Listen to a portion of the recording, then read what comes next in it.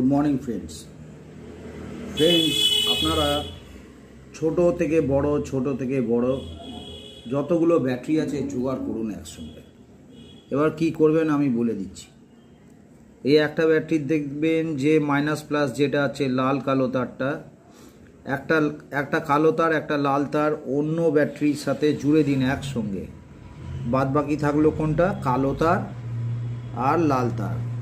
তো কালো তার আর লাল তার আপনি কি করবেন দেখুন, এখানে ব্যাটারি আমার একসঙ্গে চার্জ হচ্ছে, দেখুন লাল তার কালো তার, লাল তার কালো তার। তো এখানে এই যে সাদাটা দেখছেন এটাই আমার লাল, ধরুন এটা পজিটিভ করে রেখেছি, আর এটা কালোটা যেটা নেগেটিভ আছে। দেখুন ওয়ান পোর্শনে দুটো করে চার্জ হচ্ছে, আবার সেকেন্ড পোর্শনে দুটো করে চার্জ হচ্ছে। আমার পুরনো ভিডিওগুলো দেখবেন, বুঝতে পারবেন।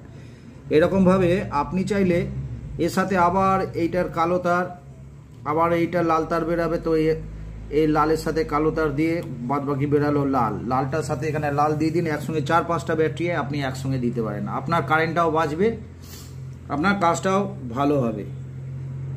সেরকম বড় ব্যাটারি যেগুলো আছে এইগুলো ওই একই কাজই আছে, কিন্তু এইসব সিঙ্গেল ব্যাটারিগুলো এমনি সিঙ্গেল দেওয়াই ভালো। যেহেতু এই ব্যাটারিগুলো কমজোর আছে আমি ডবল করে দিয়েছি, কারণ ডবল ব্যাটারি দিয়ে আমি অনেক জিনিস বানাই, ইনস্ট্রুমেন্ট দিয়ে অনেক কিছু তৈরি হয় আমার। আর সঙ্গে রাখবেন ফাস্ট চার্জার। সঙ্গে রাখলে কি হচ্ছে, আপনার চার্জ দেবেন খুব তাড়াতাড়ি ফাস্ট চার্জ হবে। আমার চার্জ হচ্ছে, খেয়াল রাখুন, আমি এখানে দিয়ে রাখলাম, দেখুন 98 থেকে 99 চলে গেল।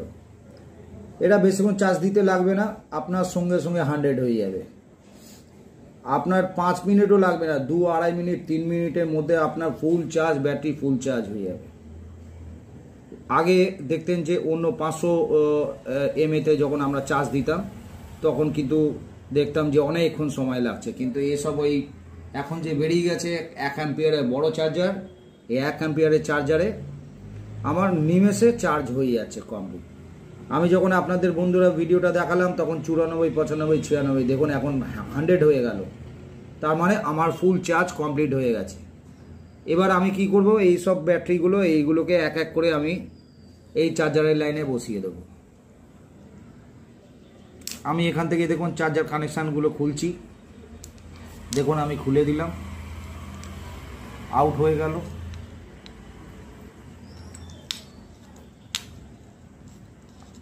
আমার চার্জ এইদিকে যা কমপ্লিট হওয়ার ছিল আমার সব কমপ্লিট হয়ে গেল। এবার আমি চার্জার লাইনটা এখান থেকে খুলে দিলাম।